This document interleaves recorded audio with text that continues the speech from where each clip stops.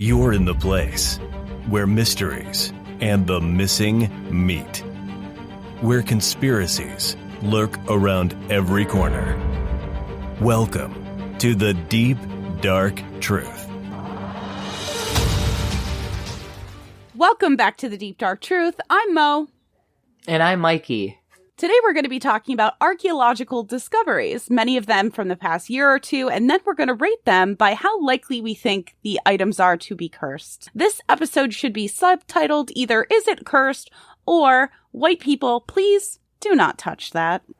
So we're just going to jump right into it. Our first case is a 6-inch tall skeleton that was found, and the skeletal structure of said skeleton is that of a 6-year-old.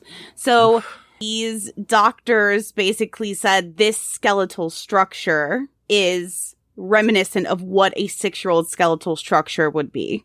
And it's 6 inches tall, just because I know that was a very confusing sentence.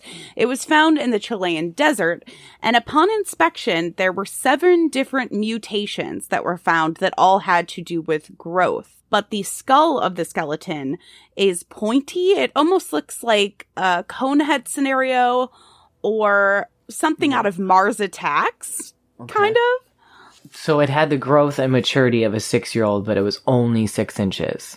Exactly. Like a miniature model. Exactly. Of a 6-year-old. Like Thumbelina or like a pixie almost.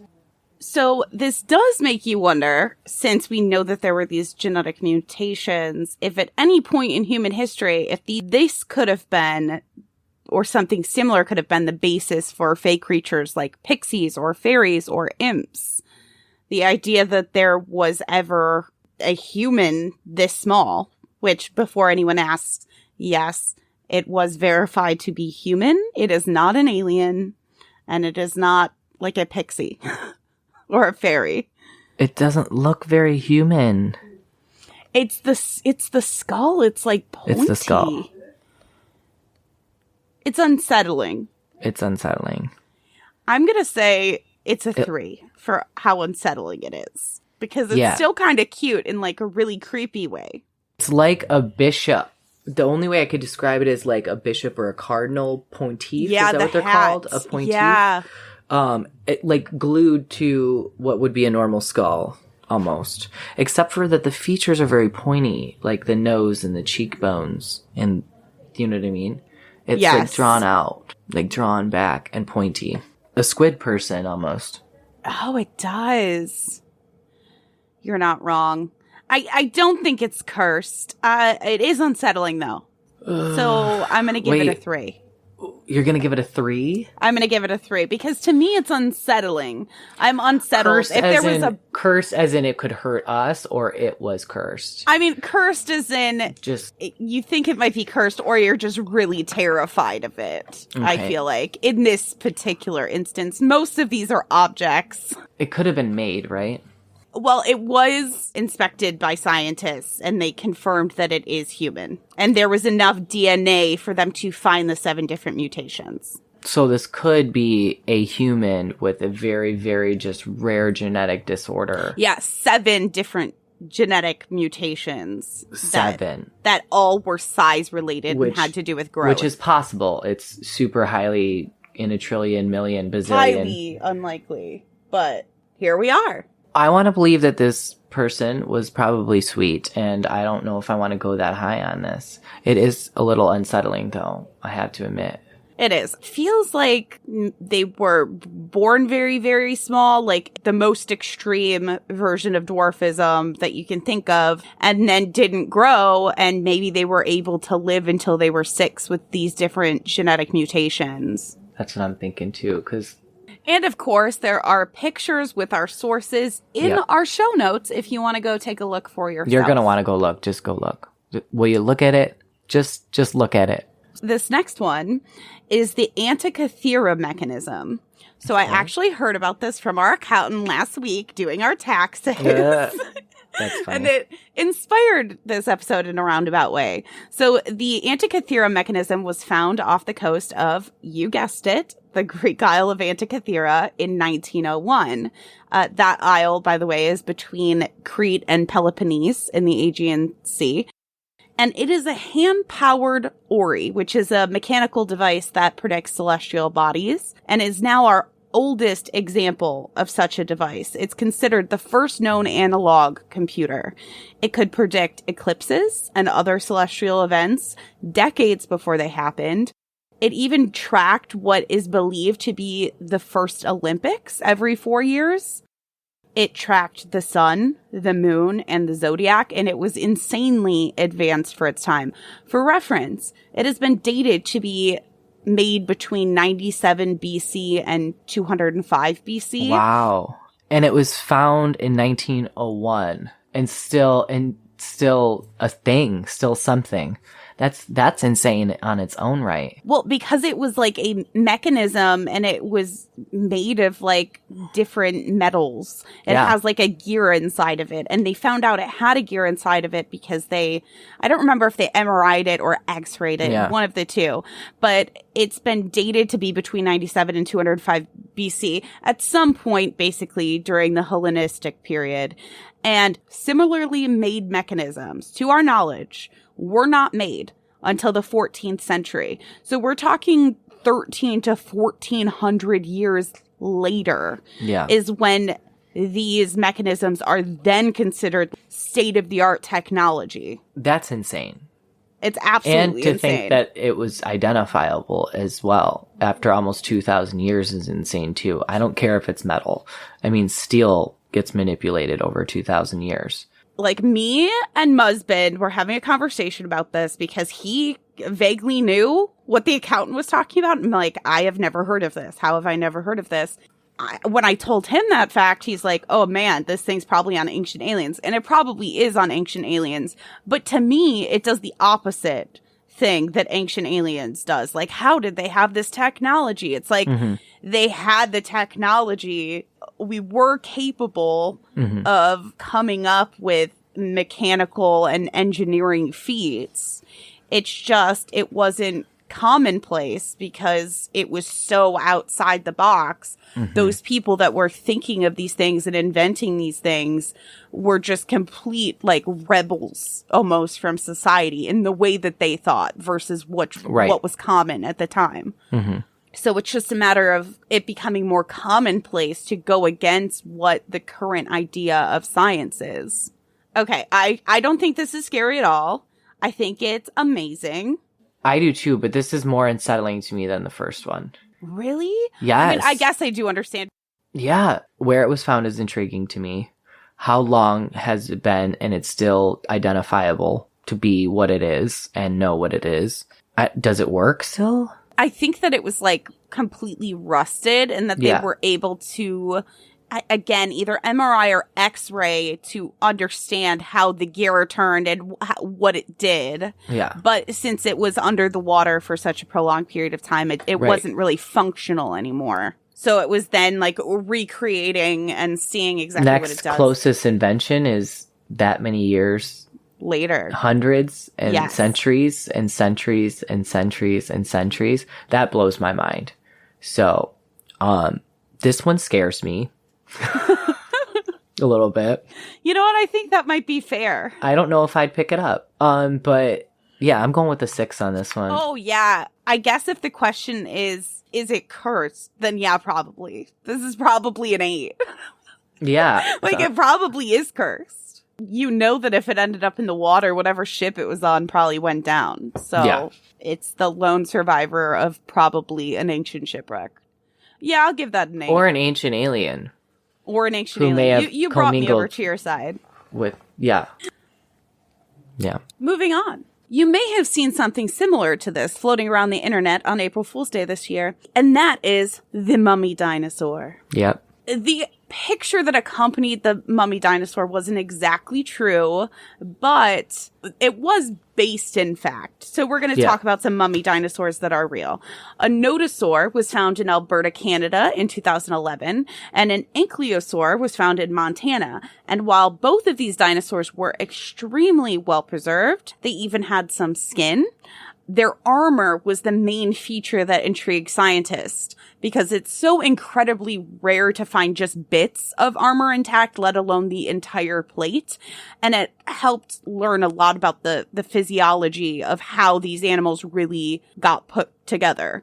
Because really, a lot of dinosaurs, they just kind of were making it up as they went along. And then as they found different parts of dinosaurs that were still intact, they were able to piece together, oh, that bone would have been connected to this bone. And obviously just the physiology of animals in general, they can say this was a femur, this was probably this or that. But in terms of like the actual recreation of it, they don't know for positive until they find fossils that are in this great of condition. So I'm going to say that I do not want Jurassic Park to be real necessarily, but I do want domesticated dinosaurs.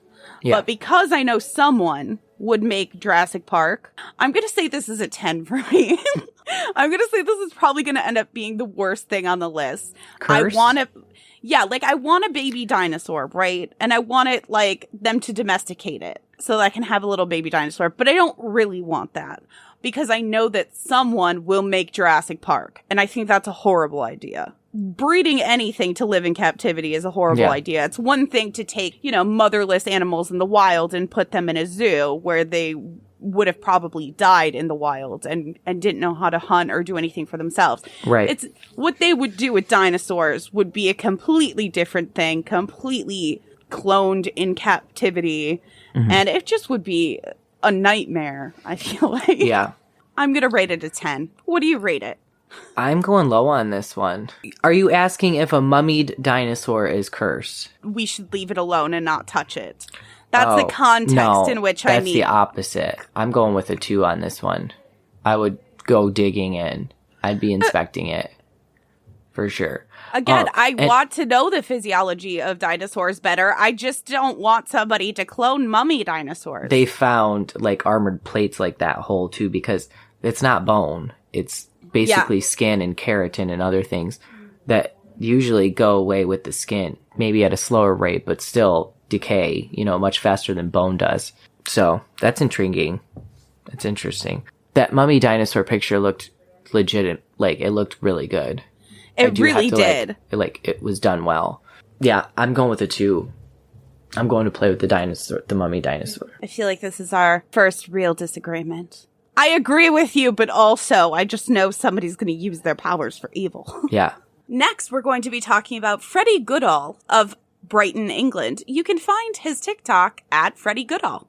During quarantine, so Freddie had recently purchased a 500-year-old estate in Sussex. And when I say estate, I mean estate. It looks like Downton Abbey. Like, it's an estate. It's a sprawling estate. Creepy already. It's gorgeous on the outside. I'm sure, but it's 500 years old. Exactly. You know how it just gives, old things give that like weird chilly vibe. 100%. So you're going to love this fun fact. So during the first quarantine lockdown, he discovered a series of underground passages and tunnels that were behind his bookcase.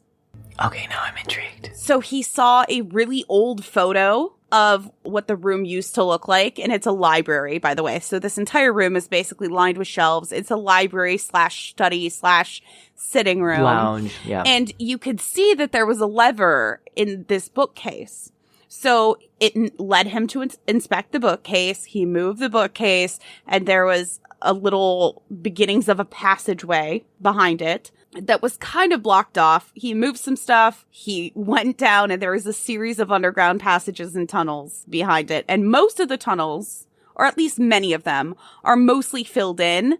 But it looks like there's still room on top of the tunnels when you watch the videos. Like, they filled in as much as they could, but you could still fit a person, a small person, I would say. To crawl over. Crawl over the top of it. Mm-hmm. So I really hope he ends up doing that. He's basically turned it into a whole series on this old house and restoring it because that was the intent with the old photos, to restore it. Is he looking for volunteers to like...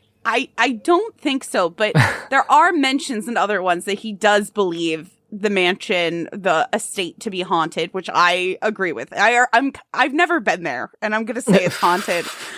And he is quoted as saying, when the passages were in use, I believe that some of these were running miles underground to nearby buildings and a church. So the way and the direction of these tunnels leads him to believe that they went to nearby outbuildings and a church, which also kind of makes sense because at the time, owning as an estate, you were managing an estate. A lot of the times you owned all the land and basically became a land baron. So local people, local shops, they were on your land, but you were getting X amount of money for people operating, and you were basically in charge of your own landlord. little town. Yeah. He did find some cool artifacts, though. He found a safe with writings in it from the Earl of Galloway. The Earl of Galloway had been staying at the estate with the homeowner. He wasn't the actual homeowner of this estate, but he was staying there. And he was writing to his own estate, like writing a letter like, hey, I'm staying here. He had mentioned that he had been ill or had been not feeling well, something of the sort. There was some documentations to go along with it, which was really cool from a historical standpoint. So, I think this house is cursed and haunted, but I still want it. So I don't know where you rate that. Like, it's definitely haunted, as far as I'm concerned. It's probably cursed. As soon as you set the stage of how old it was and just the description and the time era and location, I'm going to go with that it's probably haunted.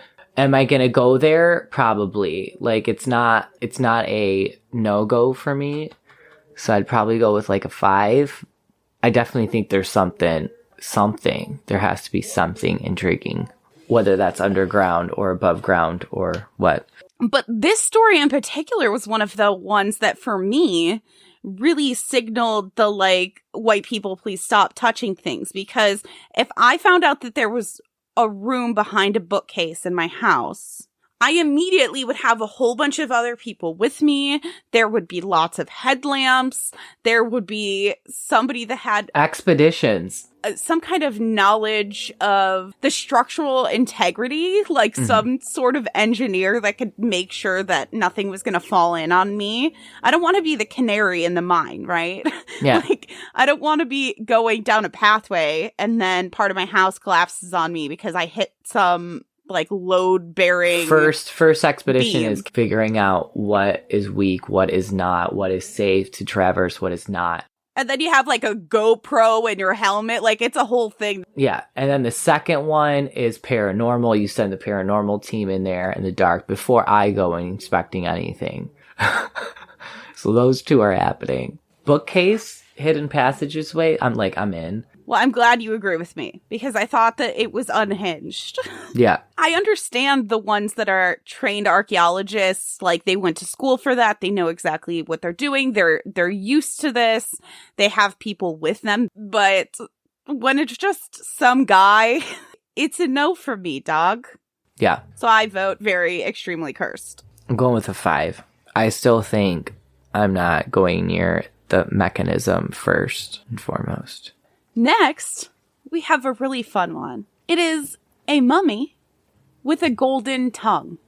So archaeologists found a mummy buried near Alexandria that had a golden tongue. The mummy was part of an excavation of 16 different burial shafts at the Taposiris Magna Temple, and some of the other mummies that they found were wearing death masks, which is pretty common. What do you mean by death mask? Like the plague mask kind of thing? No, the death masks that are, like, when you think of King Tut's, like how his casque was like an image of him that was over his actual face. Like that, but for people with less prestige, the whole sarcophagus wouldn't be like gold and resemble them, but they would just have masks. So the golden tongue would be placed by an embalmer after death. I, of course, had to know the origins of this golden tongue because the picture of it creeped me out. The golden tongue would be placed by an embalmer after death and was believed to help the individual speak with the gods after death. Reminiscent of the coin underneath the tongue to cross the river Styx. Yeah. Just a different kind of like death ritual in that way that had to do with the afterlife. Which was in many different mythologies and cultures, the gold being associated with gods or the highborn. Right. Ate some type of sacrifice or offering or only the best. So, I mean, that makes sense. It's creepy. Gives me weird setup fantasy vibe for evil. I will say, I don't find the mummy itself to be cursed. My issue is like when you go around purposefully disturbing the dead, you're going to be cursed, you. Like, the mummy's not cursed. Yeah. You're gonna end up cursed. Yeah. Please stop digging up dead bodies. Why are we doing this? I understand the idea behind it. We want to know more how ancient people lived. But do we have to at this point? Just a little bit. I have that feeling. Like, do we have to dig up the buildings but leave the bodies there and never remove them? Why are we removing them from their place that was sacred to them? Yeah. Feels icky. I don't like it either. It's weird. I'm not going to do that. Dinosaur mummy, yes. Egyptian mummy with gold tongue and death masks and sarcophagus, like, that say beware in hieroglyphics and please don't touch or disturb. I'm not. So this one's going to go for a full 10 with me. You know what? I think this is my full 10 because I think, what if that was me? And people were just digging me up and puppeteering me around and just shipping me to various museums for other people to look at me. It was one thing when we had no idea, but we all know what mummies are at this point. Are you shocked that humans turned it into a capitalistic adventure of discovering and buying and purchasing and putting on display? And I am not shocked at all. Next up, Arthur's Stone. So Arthur's Stone is a chambered tomb that is estimated to be 1,000 years older than Stonehenge. Wow. It's called Arthur's Stone because the capstone at the top is kind of a circle, which resembles a round table like King Arthur. After excavating nearby, archaeologists from the University of Cardiff and the University of Manchester now believe that it's related to the nearby Halls of the Dead that have been dated to be around 6,000 years old. This is less of a modern discovery and more of a, oh, hey, we're figuring out how these things work. The Halls of the Dead nearby, they were discovered in 2013, which is why we're just now learning more information about potential purpose of Arthur's Stone. And the Halls of the Dead were used to store bodies before they were moved into other tombs. Ugh. And then in those halls, researchers had discovered different buried remains, and they believe that those remains were intentionally set on fire and then incorporated into burial mounds. So kind of like a cremation chamber.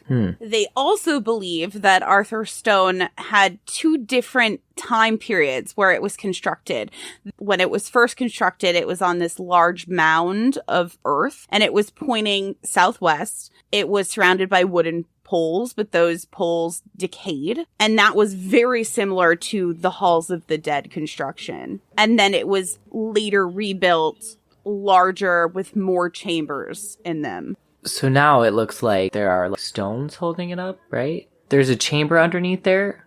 So it's like a mound of earth. Yeah. And different rocks holding up a capstone so that it almost makes its own little cave. And then you can descend down into it where there would be chambers. It's like an above underground entrance. Some of these pictures, a goat can walk through. The opening itself isn't very big at all. And as we can only see pictures and can't actually see inside of it and get all of the angles, it almost looks like there's another stone on the ground that is over where a staircase or like some kind of descent would be down into it.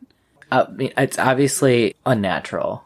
Like, it doesn't look natural. It looks built. And the stones are, I mean, they're not huge like Stonehenge, but like they are still huge stones. They're just, big. Stonehenge is just an unprecedented level. I would go on it and around it, but I'm not going in it. I think I might go in it. I don't know why. I don't know. Listen, I wouldn't be moving anything or touching anything, but I would be really interested to see how far down it went and how many chambers. I honestly could get that from somebody else going down with a GoPro. So if anybody wants to do that, like, I'm cool with that. I just want to understand more and have a more complete picture of what it looks like that isn't from various articles. I mean, there's some pictures of people taking pictures on it and around it. I think it's a little like Stonehenge. Like, you just can't go, like, down and try and go underneath it. Also, Yeah. it probably would be exceedingly dangerous because you, again, never know what the structural integrity is if you decided to descend it. Well, and from the map, too, it looks like there's 2 chambered tombs nearby. So not just Arthur Stone, but then there's also a standing stone nearby and, like, flint scatter. Yeah, and flint scatter is actually also really, really common around Yeah. Stonehenge. Right. Especially because different celebrations were taking place, and honestly, celebrations still take place there if you are a druid, which is like the only people that can fully access the site, I believe, on the solstices are druids. Yeah. And multiple axes found. Which would make sense because if you're traveling a long way, any type of pilgrimage site, you're going to be armed. You're going to probably trade. You're probably going to bring things to trade with other people, almost setting up your own market or bazaar type of situation where you're trading with people that are not from where you're from. Right? If everybody's completing this pilgrimage, it's the perfect opportunity to be selling things or trading things when you're around people that have different resources than you. According to legend, it was here that Arthur slew a giant who left an impression of his elbow on one of the stones as he fell. Out of all of the different little legends and things about the Round Table, I missed that one. Yeah, it's interesting. The things around it, and including, are like 5,000 years old. It's nuts. Folklore itself is pretty interesting. Yeah, totally. Like, I always want to know, like, the very first person that told the very first iteration of that story and what that story was like before the, like, narrative telephone. Yeah. An honorable mention, if we're talking about King Arthur and swords, a Crusade-era sword. Last October, a diver in Israel found a Crusade-era sword that had been completely taken over by seashells and plant life. It did not specify if they had nailed down which crusade, because there were multiple crusades. So we're going to say the Crusade eras are between 1096 and 1204. Okay. So the sword is approximately 3 feet long, and because the sea had claimed it for its own, it looks like an entire sword made out of seashells. It is honestly really cool, but looks very useless and ornamental in its current form. I could imagine Seaside Airbnb having it hung up above their mantle. It looks like a caricature of what it was originally intended for. I will say that it looks like a really cool Poseidon-y type of sword. Like, if Aquaman had the sword, I would be like, that's some really high production prop value. Yeah. Because it looks very barnacle-y, lots of different shells. It looks really cool. It looks a little kitschy, the close-ups of it, because of how shelly it is. I don't know how else to explain it. So I think those are all the cursed objects and things that I have for you today, or rather archaeological discoveries, but in my head they're all probably cursed objects. I'm not going to touch the sword, and I'm going to go it pretty high. I'm going to go with 6. I think that's Poseidon's sword. There's a relic. Poseidon is associated with a trident, which is what he always had and traveled with. But before that, when he fought against the Titans, he had the sword. The 6 main gods all had a legendary weapon, relic or whatever, and Poseidon had the sword. That's his sword, and I'm not touching it.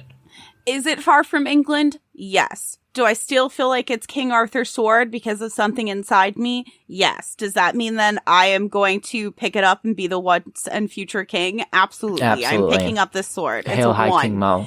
It's a 1. That's my sword now. Thank you. Can I be the low king, please? Absolutely. Thanks. I might even let you be a co-king if I feel like you're not going to overthrow me. Who would do that? Oh, wait. That's a terrible question. Chip. I wouldn't. Chip is not here to speak for himself, but he would absolutely agree. So Chip will be the low king. It is Chip's mission in life. It's like, listen, I'm not going to kill you right now, but if I feel like you're going to die, I'm going to make sure that I'm the one that gets you. That's Chip's whole philosophy. And you know what? That's fine. I feel the same way, Chip. I'll be the middle king. How's that sound? And you're protected because Chip will have to get rid of me first, and then by that time you'll have caught on, right? And then I'm like, this is too mysterious of circumstances. I don't like it. Why was Mikey found next to a mummified dinosaur with a seashell sword through his chest? No. Chip's smarter than that. Chip would have you have a heart attack in an orgy after drugging your water. Oh, wow. Oh, so I haven't accurate. thought about it. It's fine. And this was the last episode that Mikey ever did on this podcast. That is all the possibly cursed objects I have for you today. But if you have something that you want us to see, go ahead and send it to the Deep Dark Truth Podcast at gmail.com or text the tip line at 313-355-3411.